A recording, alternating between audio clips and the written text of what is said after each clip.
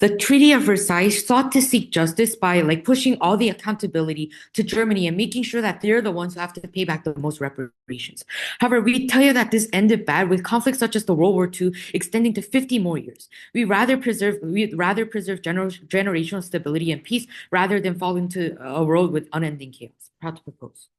First, setup, two pieces of framing. What does peace look like? We tell you that peace looks like ending conflict, preserving relationships, and minimizing harm, even if wrongdoing is not fully punished. Whilst justice looks like punishing wrongdoing, restoring fairness, and correcting power imbalances, even if it destabilizes society through backlash and negative possibilities. And we tell you that this is a very obvious trade-off that side opposition has to take.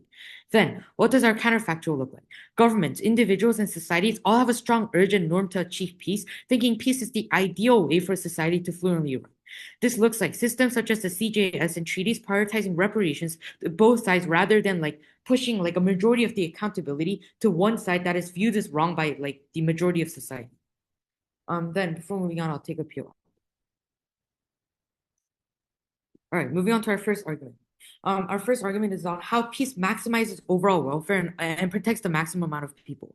What's our premise? We believe that this is important since this argument triumphs on scale, yet also resolving the harm going to everyone, resolving the quantity and intensity of possible backlash. Why is this true then? Two structural reasons. First, what happens when societies prioritize peace? What is most likely to happen is that conflicts are settled through negotiation amongst governments or different communities. Why is this true? Because most individuals and societies all have a strong urge and norm to achieve peace, because they think that peace is the ideal way for society to fluently run. There's constant pressure for governments to settle conflicts through negotiation, right? Thus, violence is stopped earlier since both sides of the court can more fluently understand themselves, which is what negotiation will most likely look like. Second, funding and resources for punishment and jail development are redirected to rebuilding and development, looking in ways such as infrastructure development, donations and support towards minorities, etc. This will look like after a war, funding what we would usually use for justice towards rehabilitating and infrastructure redevelopment. Then, however, when societies prioritize justice, we tell you this looks like aggressive prosecution or retaliation, which is likely to trigger backlash. Why is this true? Even if decision is just, there's still aspects that one side or either side view as socially unacceptable. For example, even after the Civil War, even though in a just way, slavery was banned, we tell you that, for example, many white Southerners reacted with resentment, leading to violent resistance and groups such as the Ku Klux Klan forming as a way of resistance. Then, a second mechanism on how we deal with the root cause of crime, actually solving social conflicts better. This is because a society that promotes peace in general will have a stronger instinct and a mindset that crime or everlasting wars are a bad thing, and that every right of individuals should be preserved. So as we already told you, it doesn't matter if the decision is just, because there's going to be constant retaliation from the side that we push accountability to, right? For example, as we already told you, this will look like retaliation from white Southerners forming groups, forming hate groups, and making sure that there's still less peace throughout. Then what are the impacts? We have a better humanitarian effect on society in which backlash and mass suffering addressed earlier is not likely to happen. There's more security and stability within countries because even if justice isn't reached, we prevent social retaliation from the group where accountability is pushed to, and rather we can make an overall better global society since people are no longer killed nor prosecuted, but most likely dealt with harmless solutions such as therapy, rehabilitation, rebuilding. So then there's less retaliation or strong resistance from stronger groups of society, which will lead to long-term impacts, right? Second, we tell you that peace preserves trust, cooperation, and functional institutions, making sure that a majority of the population will respect them more. So at the end of the day, we tell you that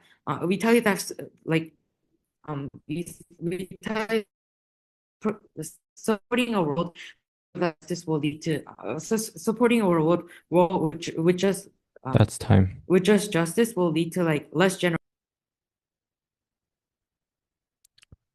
I think that's speaking for that speech. I invite the first negative for the remark. You're here.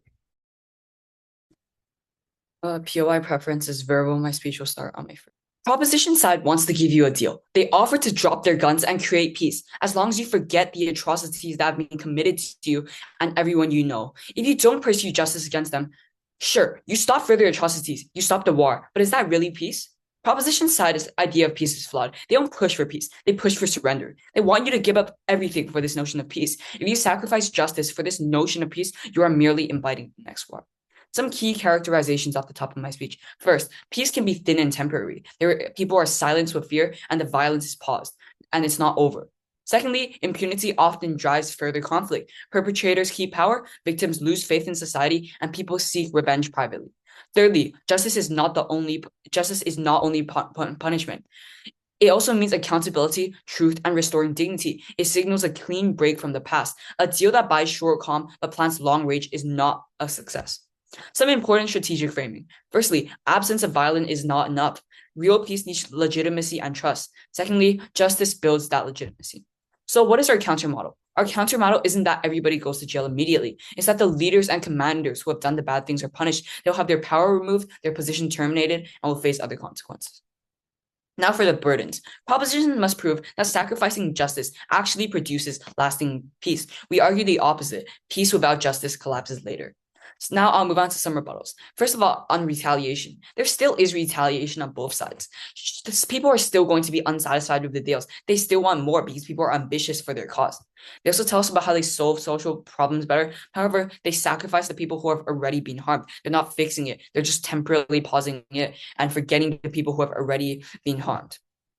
Now, I'll move on to my first argument about how without justice, you do not get durable peace because impunity invites repeated violence. Some analysis and mechanisms. Firstly, perpetrators learn that violence works. On their side, perpetrators learn that violence works because they've already achieved what they want. Warlords keep their networks, monies, and weapons. They return to violence when they feel threatened, and victims and excluded groups retaliate because the system has failed them.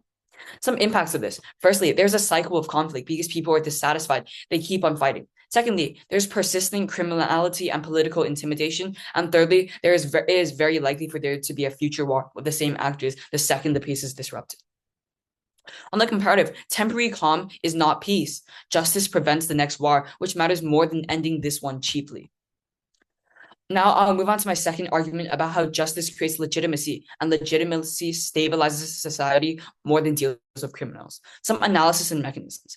Firstly, accountability signals a new moral order. It removes abusers from power and security forces. Citizens cooperate with this when they trust it, and people disarm when they believe the state protects them fairly. Some impacts of this. Firstly, there are stronger institutions. Secondly, there's less corruption and less state capture by violent elites. And thirdly, there's higher compliance with the law, which reduces future conflict. On the comparative, legitimacy is a foundational good. A peace deal that preserves illegitimate power structures cannot possibly hold. Panel, proposition isn't creating a world where people are safe and can focus on other things. Instead, they're buying a pause with the sacrifice of justice. When the guilty walk free, you create a silence of fear and oppression. You don't eradicate the cause of all this war and violence. You empower it. Panel, we refuse to let innocents be oppressed. Their stories untold. Ending World War II by the Allies and the Axis forces giving land and money back to each other as a peaceful trade would not only decrease the death count by millions, but also prevent the atomic bombing of Hiroshima and Nagasaki. If this is the cost of justice, we believe it is right to trade this off.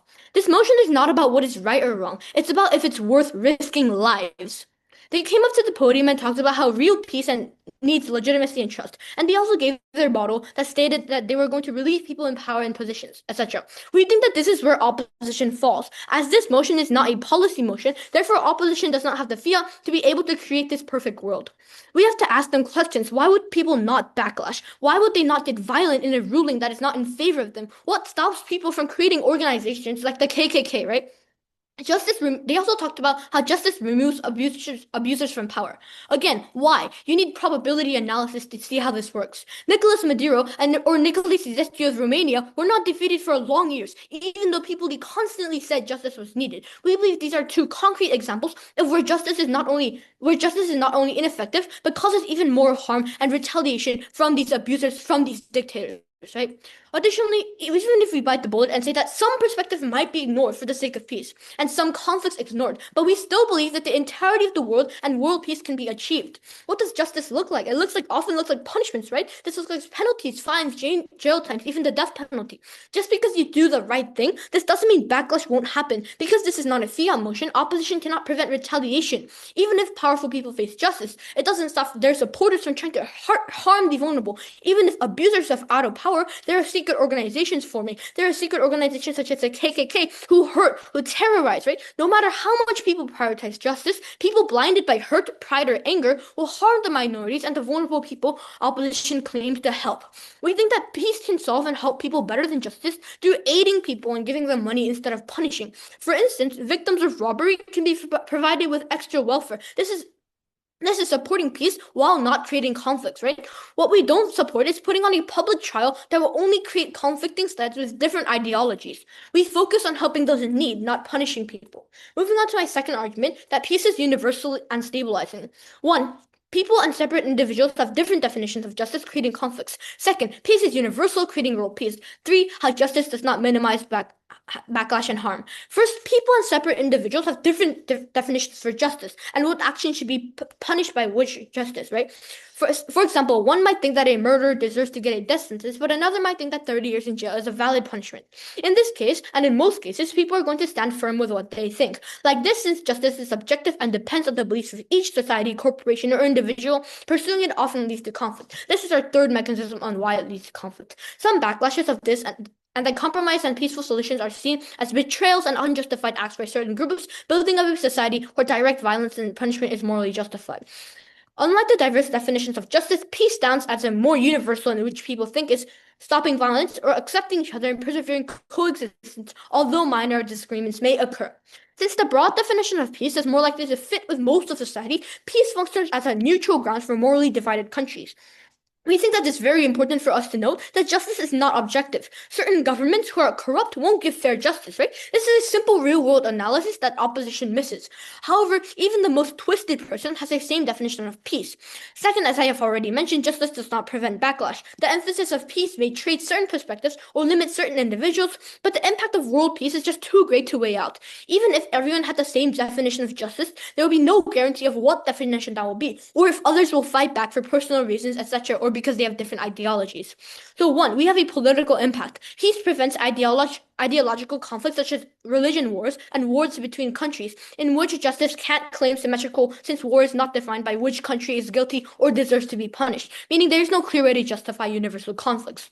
2, a social impact, meaning there is more acceptance and diversity on our side because people respect diverse cultures and backgrounds, even if they try to respect diverse cultures and backgrounds, and therefore we have a better society since stereotypes and prejudice is gone. So proud to propose. In opposition, we believe that prioritizing justice protects victims and enables healing, while peace often first demands silence and surrender from those who are harmed. First, I would like to begin with my rebuttals. So proposition has said that the opposition cannot prevent retaliation, but this isn't true. When perpetrators are held accountable for what they have done, we are actually preventing future retaliation, future violence. I'll explain this further in my speech. Proposition has also said that the definition of peace is less subjective or controversial than that of justice. We see this as a limitation on prop side because it also means that more people get to control the peacefulness of a nation. It means that people who aren't subject to justice, who should be, are able to change a nation's peace and what defines that. And we think that that is something that's dangerous on the proposition side.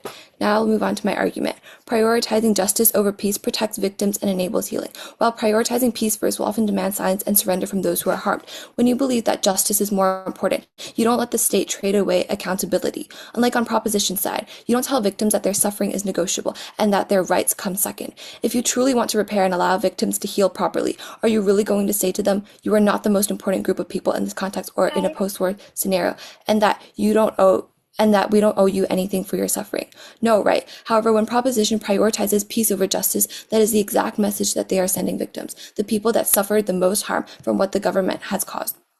Proposition could say that the government doesn't owe anyone retributive justice for the perpetrator so that victims can heal, so that victims can feel safe. They could say that they owe the whole nation peace first after a war or major dispute. However, the government does have the obligation to prioritize justice so that victims can heal, so that they can recover from the psychological, physical, emotional, and mental trauma. This is just This is justified when you acknowledge that the main reason disputes are caused are because of the government, because of political issues that citizens don't actually control.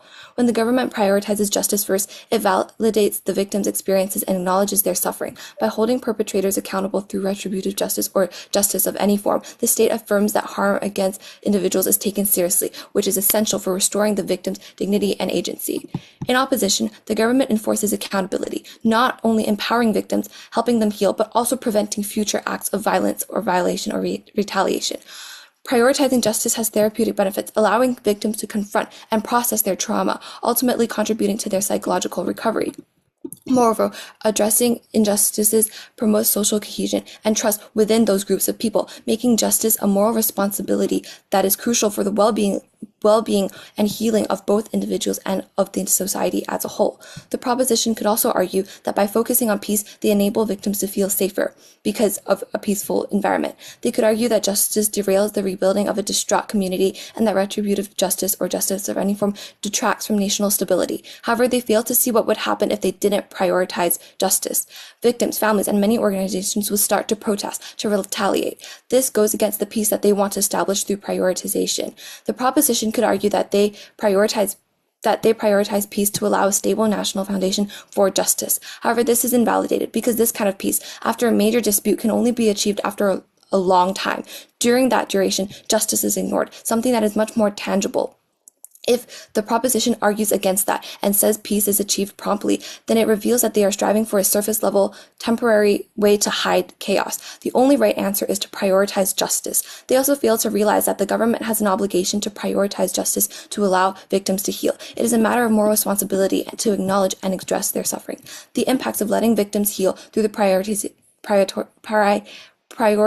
of justice include lower risk of revenge violence, stronger social cohesion, and greater willingness to reconcile because victims feel seen and respected. When you weigh these benefits against propositions, it is important to acknowledge that justice is not a luxury and that through our side, future violence is prevented by addressing the reasons people fight. In conclusion, I've given rebuttals to our proposition's arguments and provided an argument for our opposition about how prioritizing justice allows victims to heal first. For these reasons, we are proud to oppose. Thank you. A world that promotes peace is far better than the impacts in which it supports justice. So proud to propose. Now, rebuttals. They said that without justice, peace is not durable. But as our first and second speaker already told you, justice only leads to long-term peace when it is paired with aspects such as healing and reparations. This is unlikely on their side opposition. Why? Because they're the side with the most accountability, right? That it's still then there's still more likely to retaliate and to increase backlash, just like the white Southerners creating the KKK, for example, due to resistance from harsh punishments, right? So this idea can only exist in a utopian world, but realistically, it can breed more anger and hate on their side. Now, they also say that individuals are not given repayment, but we have already framed that aiding people as are a part of peace, right? All we are against is creating public conflicts by punishing someone directly. We aid and help through rehabilitation or education as framed by our first speaker, while still preventing from the powerful, which could preventing backlash from the powerful, which could hurt victims even more, right? Now, even if some victims can protest because of this light punishment, the backlash from powerful people is much more impactful and intense, right? Now, they also say that criminals are punished clearly on their side due to justice, but even if we take the trade-off of them being more fair, we think that A, there are more positive and more extreme impacts on our side due to world peace or these kind of stuff, but B, even if we say that this is not true, the most important thing is the rehabilitation first of all, and the end outcomes, right? And our side, there's no negative end outcome since the people that actually got harmed are not going to get harmed even further. And there's also going to be a rehabilitation for these criminals in which they're not going to be harmed, but they're still going to get harmless solutions such as therapy or rehabilitation or these kind of things, as our first speaker mentioned. So even if we take the trade-off of our world being less fair, we still have the same end impacts of the families of the people who got harmed and not being harmed further, and the criminals also being deterred in such way. Now, let's talk about the clashes.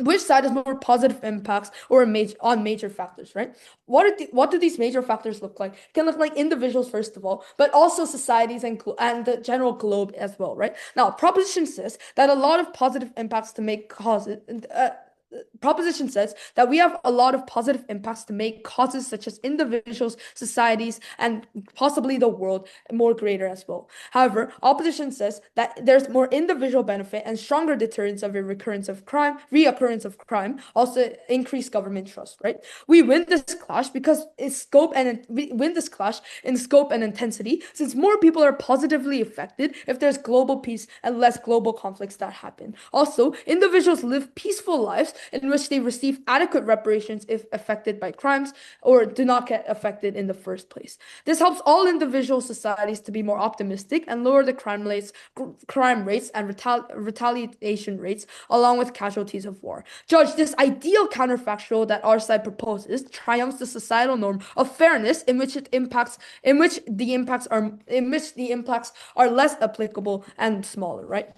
Now, let's weigh our impacts. Proposition can never say that our side is more fair in cases such as like criminals being deterred, in which bad people have bad consequences, but still have great impacts due to a lot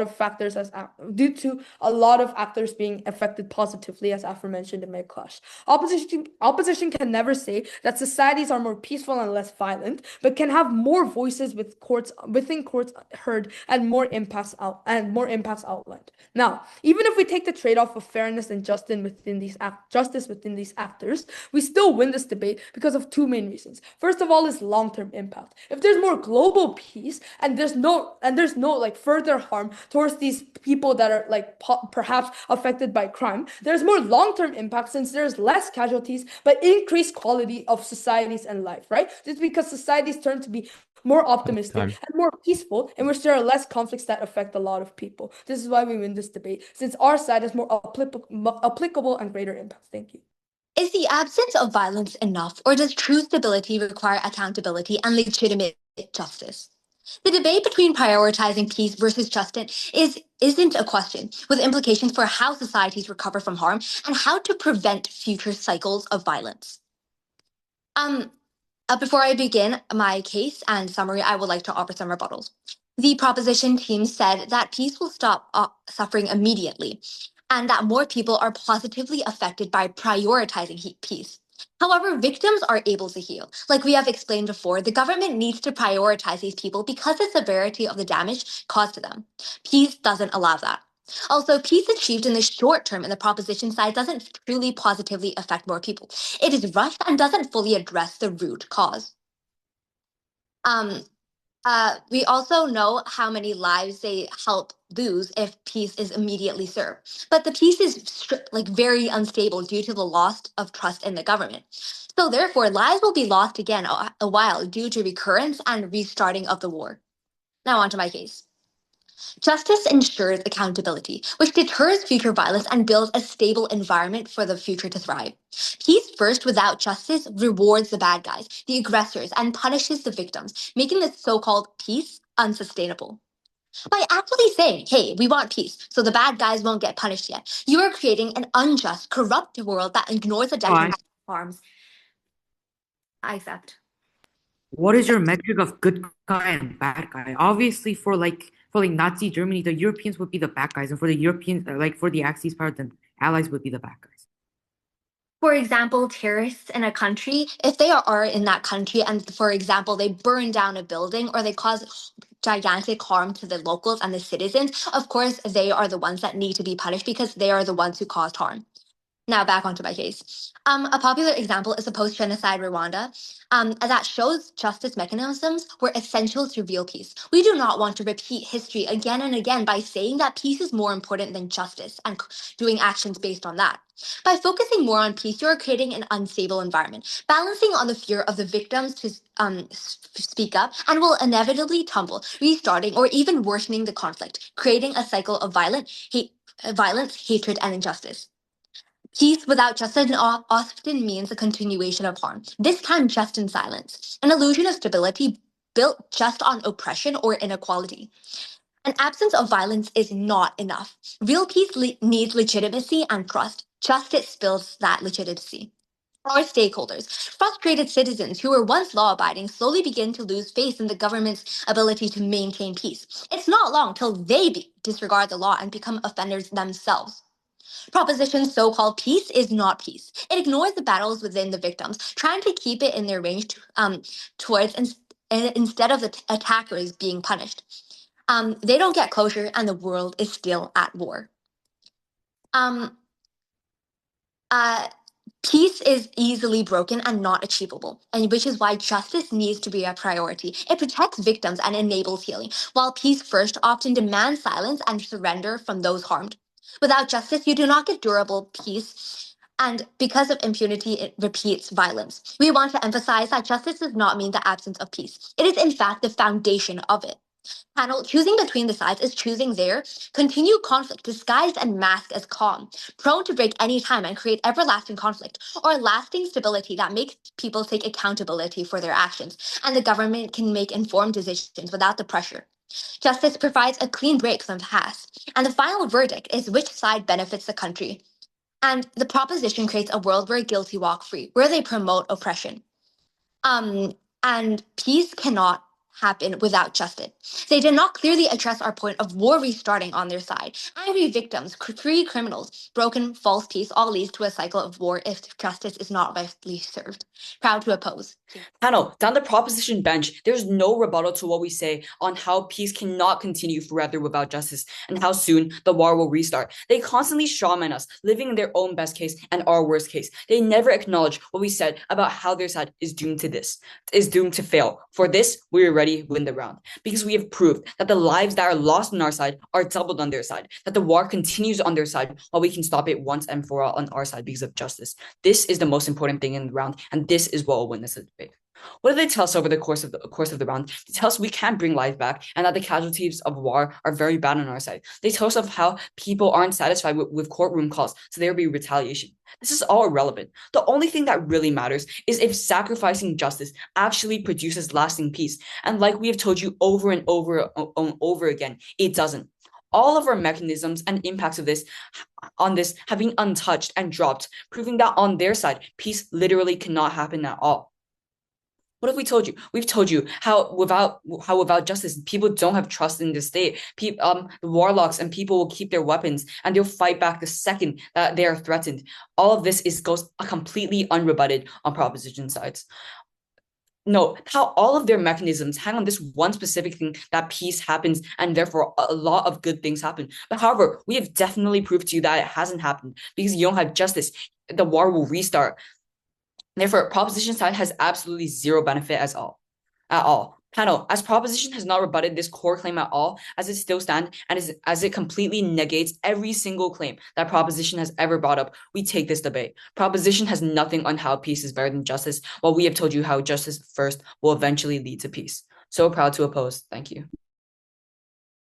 Opposition is promoting a world like 1984, telling us that war is peace. This is what happens when you prioritize the empowerment of one side over the other, inevitably leading to extremist voices and even more retaliation. From their perspective, they tell you that terrorists are the bad guys. So yes, even if you say that like justice is pushed, like accountability is pushed towards the terrorists themselves believe themselves as justified through aspects such as religion and government loyalty, meaning that the likelihood of people having the same definition of justice is zero. Then what does this lead to? As we already told you throughout all our speeches, like backlash, right? Opposition's utopian impacts don't exist unless they prove that this is not true. Even if there's no material from both sides, the fact that opposition is unwilling to weigh the likelihood of backlash that hurts victims even more happening means that they lose the debate from the get-go. Then for some strategic blunders from opposition, we tell you that they tell us that the likely past is that only leaders are punished, but this is unrealistic because it is more likely that it looks like social punishment to the side where a majority of accountability is pushed towards. This looks like embargoes or asset freezes. This innately leads to retaliation because of the fact that they feel humiliated. And as our second speaker told you, punishment could create extremist voices, for example, like Ku Klux Klan and neo-Nazis. I think offside opposition is not willing to take the hard stance. Then moving on to Wayne. Even if we assume that peace will lead to stability, literally